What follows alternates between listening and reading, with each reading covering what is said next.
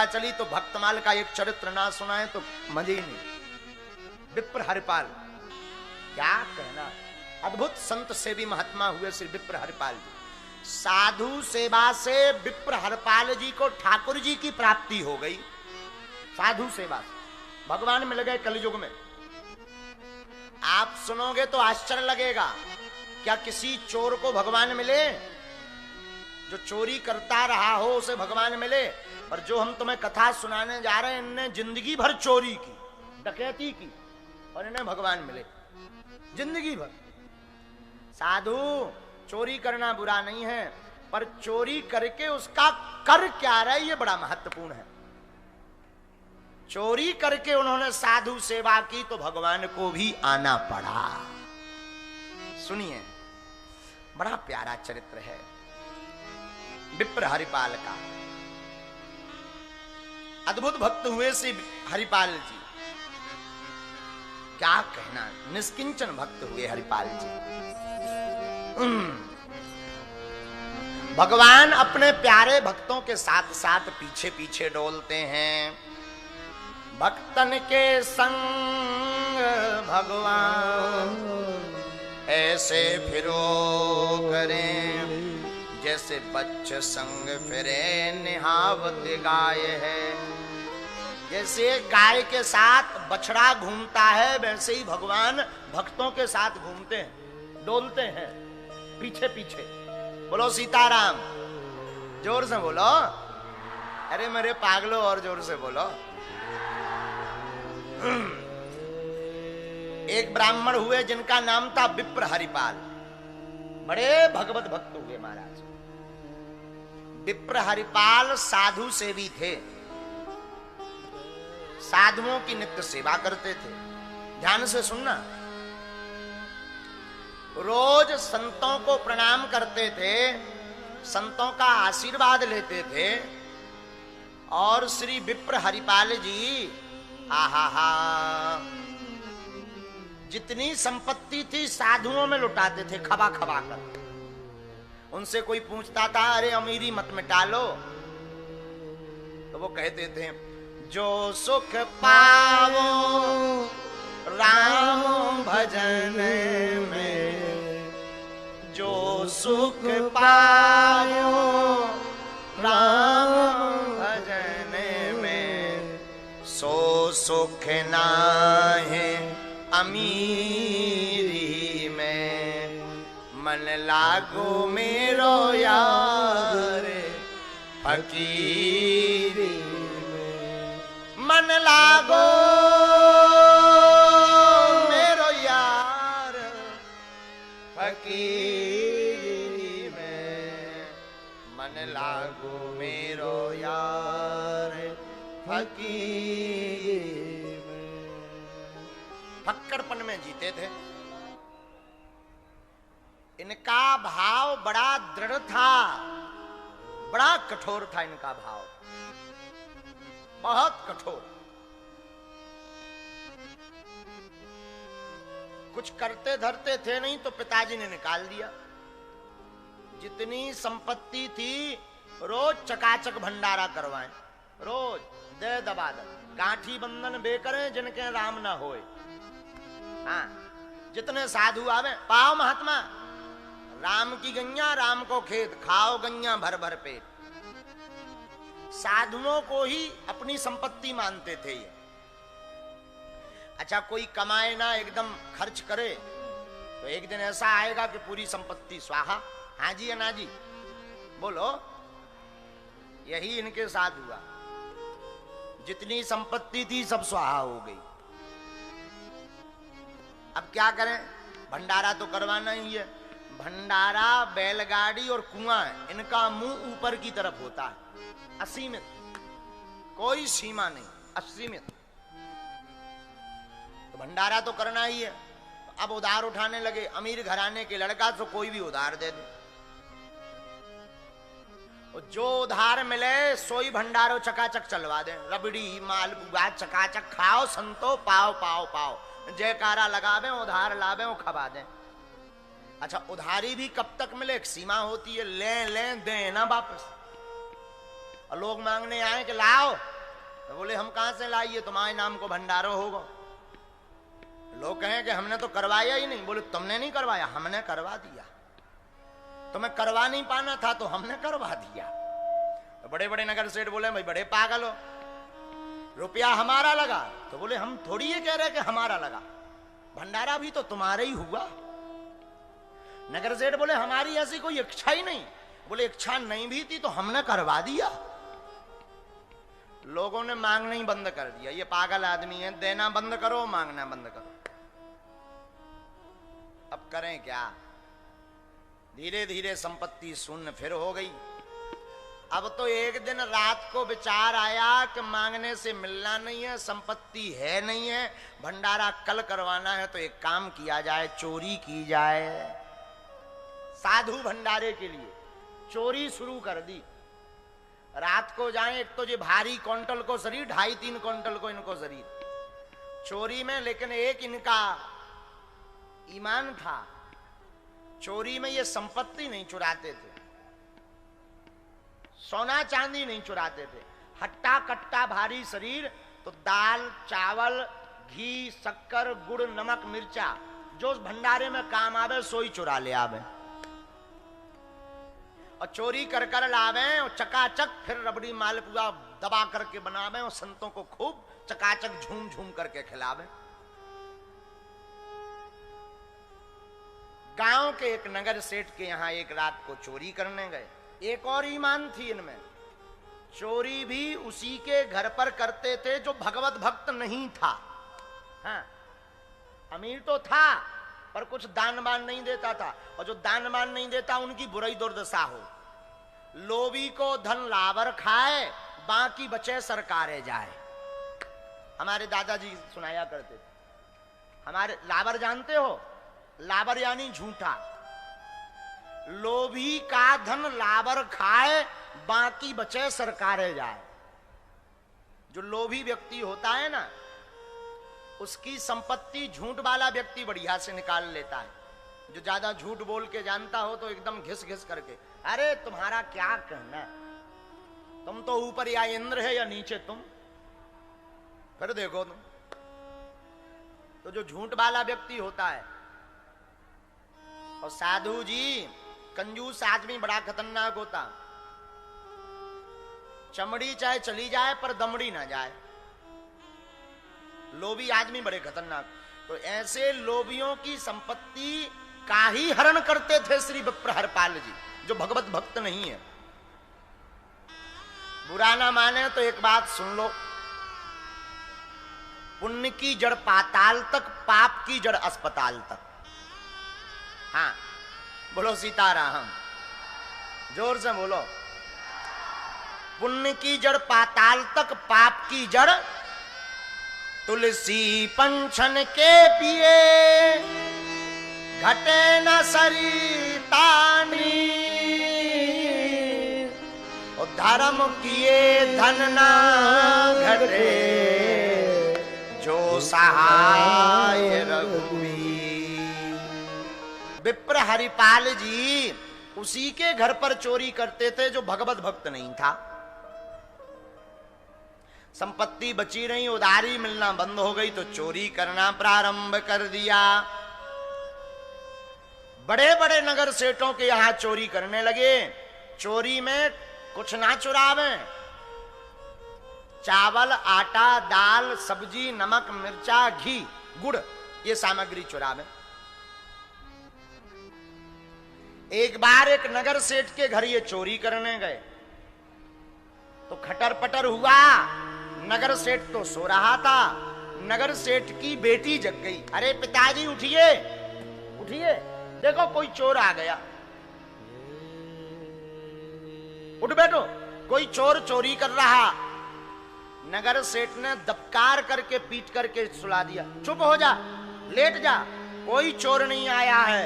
ये अपने गांव के परम वैष्णव श्री विप्र हरपाल जी अपना धन शुद्ध करने के लिए अपने घर पर आए। इनकी इतनी ख्याति हो गई, और जहां कानों में इन्होंने सुना कि ये तो भगवत भक्त है, सोई पूरे आसन फासन छोड़ करके खाली हाथ घर चले गए। उसी समय एक ब्राह्मण की कन्या शादी नहीं करवा रही थी। उसका संकल्प था कि हम उसी वर के साथ विवाह करेंगे जो वर प्रतिदिन 1000 साधुओं का भंडारा करवाएगा। अच्छा, अब 1-2 दिन तो कोई भी लड़की के चक्कर में करवा दे, लुगाई के चक्कर में 2-4 दिन तो पूजा पाठ सबको कर ले, और रोज कौन करवाए? रोज तो बड़ी आफत। बोलो सीताराम। तो विप्र हरिपाल जी को एक ब्राह्मण देवता ने बताया कि ऐसी ऐसी कन्या है और आप उसके साथ विवाह करो। संत आज्ञा मानकर विप्र हरिपाल जी ने सोचा कि चलो ये और बढ़िया, कम से कम पत्नी ऐसी मिली कि साधु भंडारा वो भी करवाती है, तो हमारा तो पहले से ही चल रहा, 1000 क्या 1500 हो जाएंगे, और अच्छा रहा। अब तो और आनंद आएगा, वो भी सेवा करेगी, हम भी सेवा करेंगे। अभी हमें रसोई बनवाने के लिए साधुओं का सहारा लेना पड़ता, फिर हम और हमारी धर्म पत्नी दोनों मिलकर बढ़िया टिक्कड़ बनाएंगे और बढ़िया चकाचक संतों को पवाएंगे, आनंद झूमेगा। संतों का संत कीर्तन सुनाएंगे, भगवत सत्संग सुनाएंगे, संतों की सेवा होगी, घर शुद्ध होगी, बुद्धि शुद्ध होगी, और पत्नी का हमारा दोनों का बढ़िया जोड़ा जुड़ेगा और हम दोनों आत्म कल्याण कर लेंगे। शादी कर ली। अब शादी करी तो संकल्प तो 1000 साधुओं का था विप्र हरिपाल की पत्नी का, लेकिन अब मूर्तियां कभी कभी 2000 आ जाए, कभी 5000 आ जाए, और घर पर संपत्ति इतनी नहीं। रोज का काम था चोरी करना। अब तो आसपास के गांवन में चोरी पूरी बढ़ा गई, इतनी चोरी कर ली। आदमी स्वयं सावधान हो गया। और एक दिन बड़ी विचित्र घटना घटी। क्या घटना घटी? एक दिन इकट्ठी 2-3 हजार मूर्तियां संतों की घर पर आ गईं। घर पर आई तो संतों को देख करके अब मन में इनके बड़ा चिंता हो गई कि क्या करें। घर पर पत्नी के पास जाकर श्री विप्र हरिपाल जी बोले, देवी आज हमारे बड़े भाग्य हैं, हमारे बड़े भाग्य जो संत घर पर पधारे हैं, तुम इनके भोजन का कुछ उपाय करो। पत्नी ने कहा, नाथ घर में एक दाना नहीं अन्न का, निवाला तक नहीं बन सकता। 2-3 हजार मूर्तियों को भोजन बनना तो दूर की बात है, बाल भोग नहीं बन सकता। हरपाल जी ने कहा तो आस पड़ोस से मांग लाओ। पत्नी बोली, महाराज इतना मांग लिया कि देने वालों ने भी बंद कर दिया देना, कोई देते ही नहीं है। हमारा मुंह देखते ही अगर राम राम भी करने जाओ तो दरवाजा बंद कर लेती, कहीं फिर से कुछ ना मांगने लगे। अब क्या करें? दोनों पति पत्नी रोने लगे। श्री विप्र हरिपाल जी और उनकी धर्म पत्नी रोने लगी। अब तो भगवान का ही सहारा है। मन ही मन भगवान की शरण का ध्यान करने लगे। हे प्रभु, हमने आपसे बहुतों की बिगड़ती बनाते हुए देखी है, आप हमारी भी बिगड़ी बनाओ। आज हमारे घर पर साधु पधार गए, अगर भूखे चले जाएंगे तो भगवान हम आज ही दोनों पति पत्नी आपके चरणों में प्राण त्याग देंगे, दोनों मर जाएंगे। या तो व्यवस्था करो या संतों का मत फेरो। निष्किंचन भक्त श्री हरपाल जी की ये दशा देखकर भगवान भी अपनी दशा भूल गए। भगवान से रहा नहीं गया। द्वारका में बैठे बैठे श्री जगदीश द्वारकाधीश भगवान तैयार होने लगे, सजने लगे। भगवान एक सेठ का रूप बनाते हैं, बड़ी बड़ी मालाएं पहनते हैं। तो रुक्मणी जी ने पूछ लिया, सरकार कहां जा रहे हैं? भगवान ने कहा, जरूरी है बताना, शुभ काम के लिए टोका मत करो। नाथ आप जा रहे तो हमें भी बताओ कहां जा रहे हैं। तो श्री ठाकुर जी बोले, देवी एक हमारा भक्त है विप्र हरिपाल, हम उसके पास जा रहे हैं। साधु आए हैं, वो बड़ी दुविधा में फंस गया है, अच्छा हाँ। तो रुक्मणी जी बोली सरकार हम भी चलेंगे। ठीक है चलना, पर नाराज नहीं हो ना, हमें वहां लीला करनी है। और सुनो, ऐसा रूप धारण मत करके चलो, तुम हमारी सेठानी बन जाओ। तो श्री ठाकुर जी बन गए सेठ, रुक्मणी मैया बन गई सेठानी। माताओं को गहने पहनने का बड़ा शौक होता है, ऊपर से पतिदेव अगर कह दें कि जरा सज-धज कर आओ तो फिर तो क्या कहना, नक्सिक श्रृंगार करती हैं पैरों से लेकर के सिर तक। तो ठाकुर जी ने तो करे 2 ही 4 श्रृंगार, हमारी श्री रुक्मणी मैया ने पूरा शरीर आभूषणों से लाद लिया। इधर विप्र हरिपाल अपनी पत्नी से बोला, देवी जब तक साधु नित्य क्रिया कर रहे तुम जल पिलाओ, तब तक हम किसी को लूट कर आते हैं, लूटेंगे आज। अब तक हमने चोरी करी, अब डकैती डालेंगे, लूटेंगे। तो हाथ में एक भारी बड़ा लठ लिया, डंडा, और जंगल के रास्ते में खड़े हो गए कि कोई यहां से निकले और हम तो मार लठ लाल कर देंगे। जो भी उसके पास होगा, कम से कम आज मूर्तियों का भोजन तो हो जाएगा, साधुओं का, बस आनंद। आहा हा।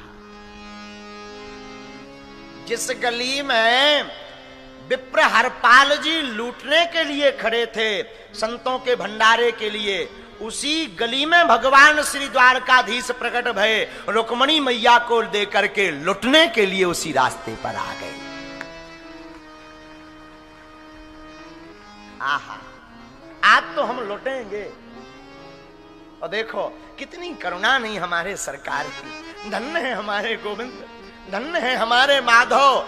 आज तक इनको लूटते बहुत देखा, कभी गोपियों का चित्त लूट रहे, कभी माखन लूट रहे, कभी भक्तों का चित्त लूट रहे, कभी भक्तों के मन को लूट रहे।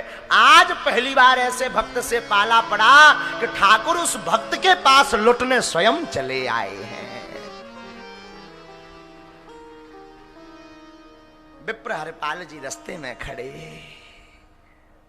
हाथ में लाठी लिए, यहां पर लाठी लगाए हैं थोड़ी पर, ऐसे लाठी लेकर के चिंता में है, आंखें भरी हैं कि हे नाथ, साधु मूर्तियां घर पर हैं, अन्न का एक दाना नहीं है, कहीं कोई साधु भूखा ना भग जाए, हम जीते जी प्राण दे देंगे, हम रह नहीं पाएंगे,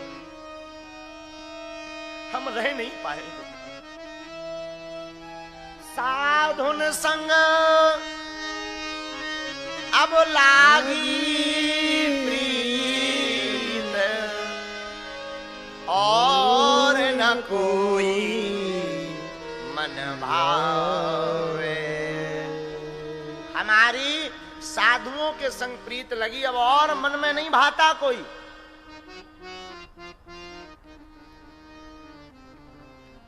रोने लगे, आंखों से आंसू बहने लगे, ऊपर की तरफ बार बार निहारे, लाठी यहां लगाए, हे ठाकुर आज लाज बचा दो।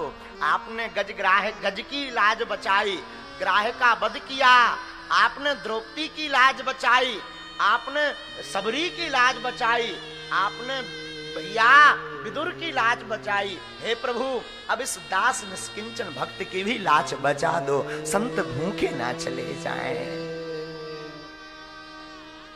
और ये इतना सोच ही रहे थे, तब तक श्री ठाकुर जी सेठ बनकर के और सेठानी श्री रुक्मणी मैया बनकर के प्रकट हो गईं। सोने चांदी से लदा हुआ देखा तो मनी मन मुस्कुरा गए, भगवान ने दे दिया, अब तो जय जय है, अब तो गदगद हो गए, अब तो इनके पास जय जय हो गई।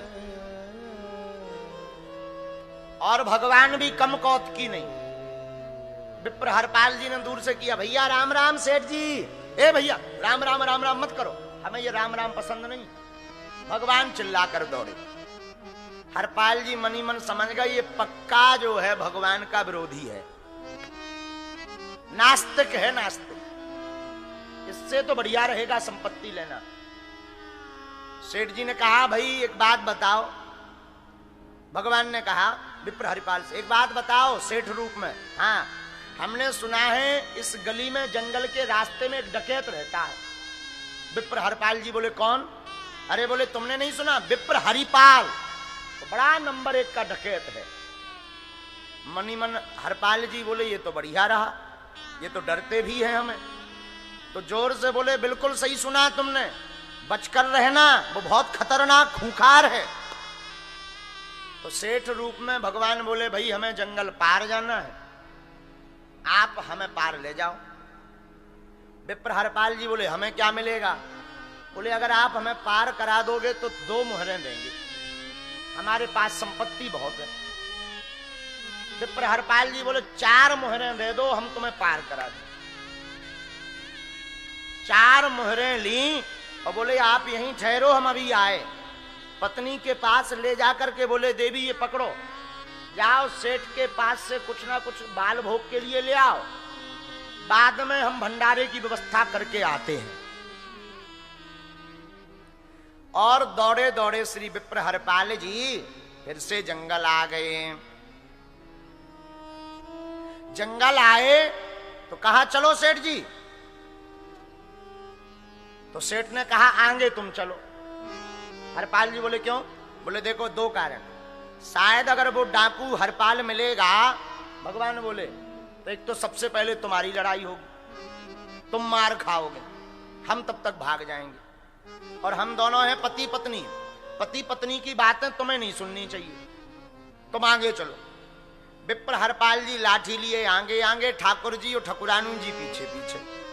अब भगवान इतने कौतकी के बातें भी कर रहे तो बड़ी विचित्र बातें क्या कर रहे? देवी 3 लाख मुहरें हो गई अपने पास, 1 लाख उससे मिलना है, 2.5 लाख उससे मिलना है। इतनी लंबी लंबी बातें करी कि विप्र हरपाल जी मन ही मन गदगद हो गए कि ई भर हाँ लूट लो सोई कल्याण हो जाने, हाँ सोई भलो हो जाने।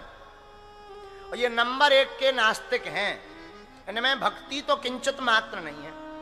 बीच जंगल में गए, सोई लठ लेकर के विप्र हरपाल जी ने ऊपर उठाया और जोर से जमीन पर दे मारा, सावधान खबरदार हो जाओ।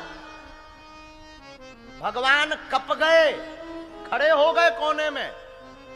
तुम जिस विप्र हरपाल को डरते थे वो मैं ही हूं, लाओ जितनी संपत्ति है। रुक्मणी मैया ठाकुर जी की दशा देखकर चौंक गई।